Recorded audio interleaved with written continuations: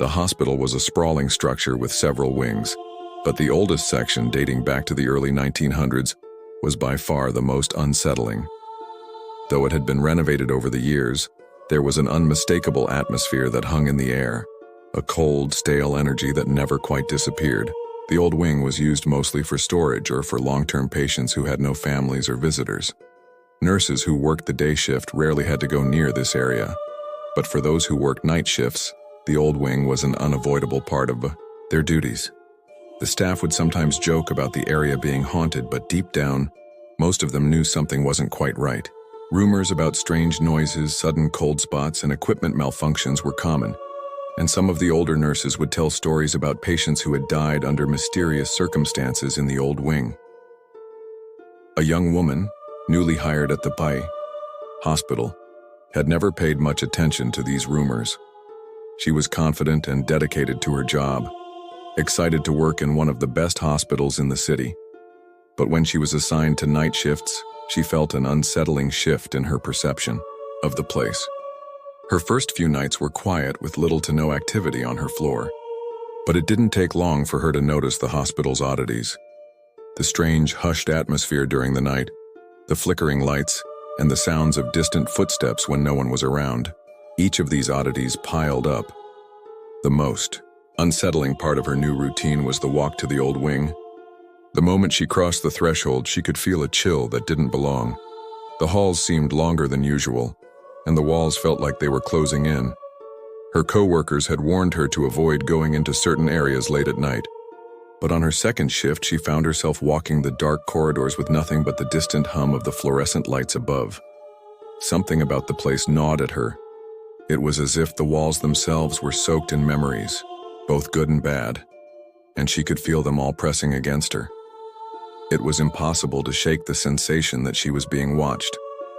Little did she know the night shifts in this hospital would soon become a nightmare she could never escape. One of the first unsettling experiences occurred late one night while she was making her rounds. She walked through the long corridor that led to the storage room, and as she passed by room 312, she felt a strange pull, like someone or something was drawing her attention toward the room. It wasn't just the dim, flickering lights or the air that seemed colder than usual. It was the presence. She hesitated, glancing at the door. It was slightly open, and although she knew the room was supposed to be empty, she couldn't shake the feeling that someone was inside. A deep sense of unease settled in her chest as she continued down the hall. She told herself it was just the pressure of the night shift, the exhaustion that was making her paranoid. But as she reached the end of the hall and turned to make her way back, she heard it. A faint whisper. It was so soft that at first she thought it might be the wind, but the sound of voices was distinct, almost human. Curiosity gnawed at her. She turned back toward room 312 and hesitated for a moment before walking slowly toward it. The whispers became clearer with each step, though they weren't in a language she recognized. When she reached the door, she paused again, gathering the courage to push it open. But just as she reached for the handle, the voices stopped. The silence that followed was deafening. Her heart raced and she could feel her breath growing shallow. She slowly opened the door, expecting to find one of her colleagues playing a prank, but the room was empty.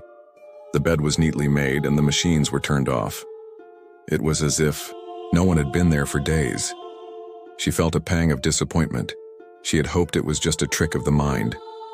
But as she turned to leave, something caught her eye.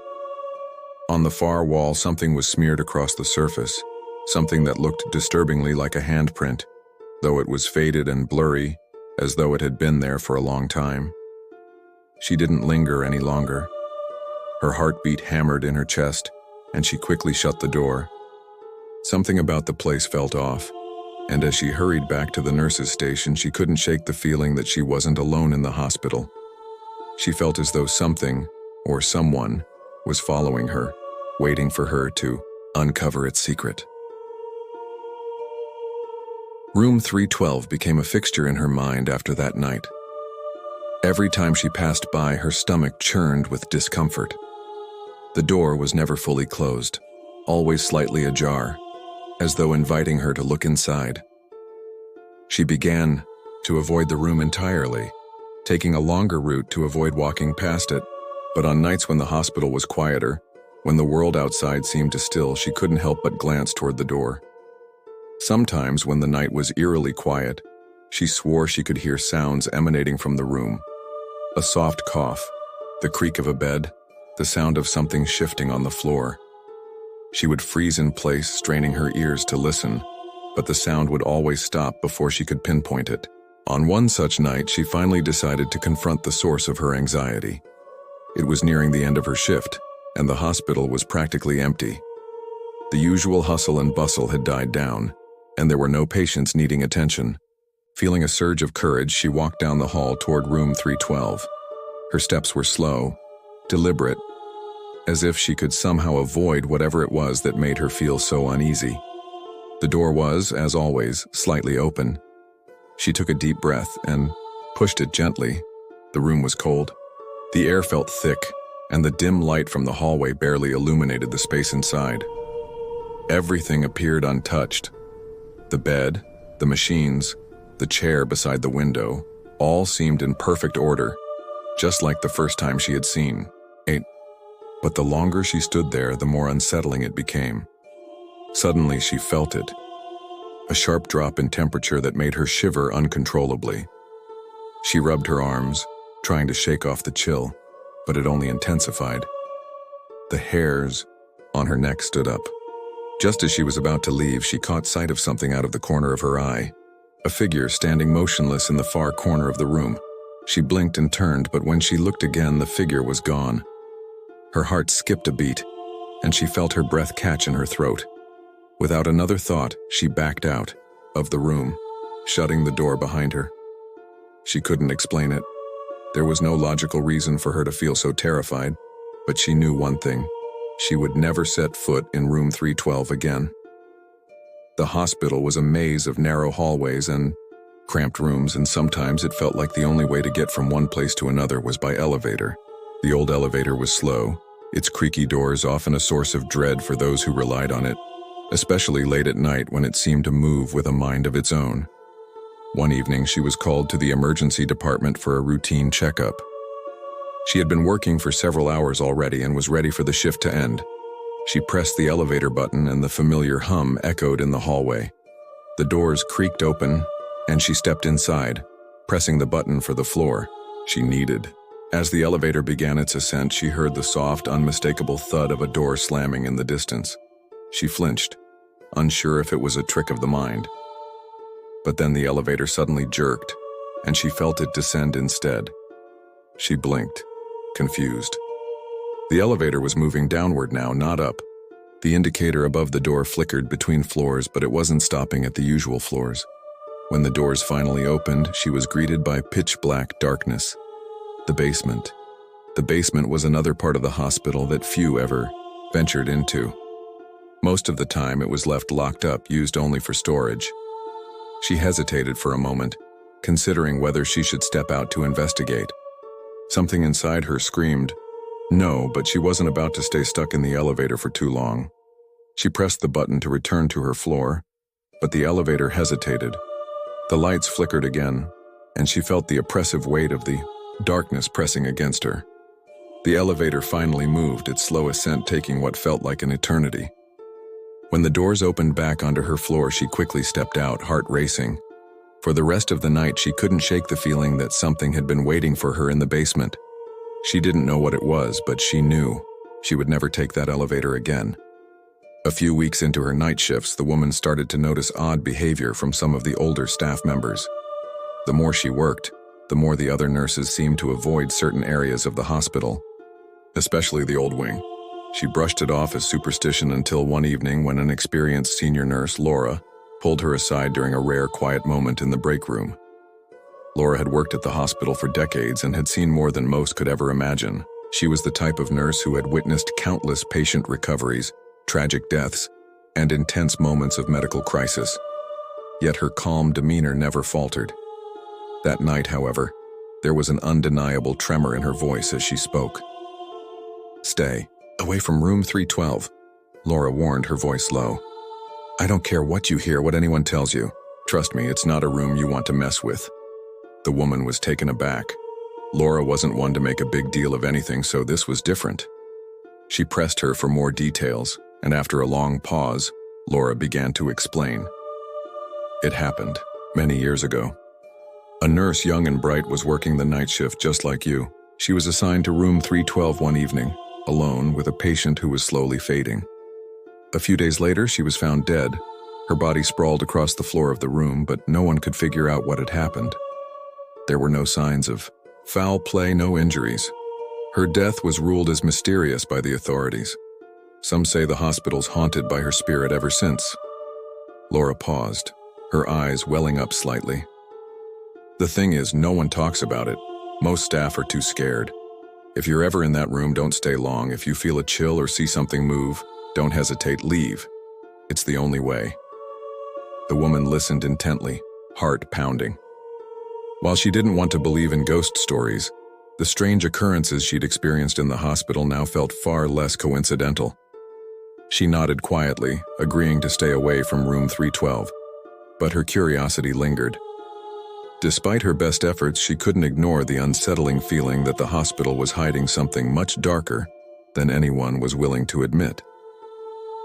As the weeks passed, the hospital's atmosphere grew increasingly oppressive.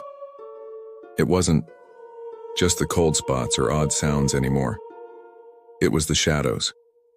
At first, they were subtle, quick flashes in her peripheral vision, the kind of thing you might dismiss as a trick of the light. But soon, she began seeing them clearly.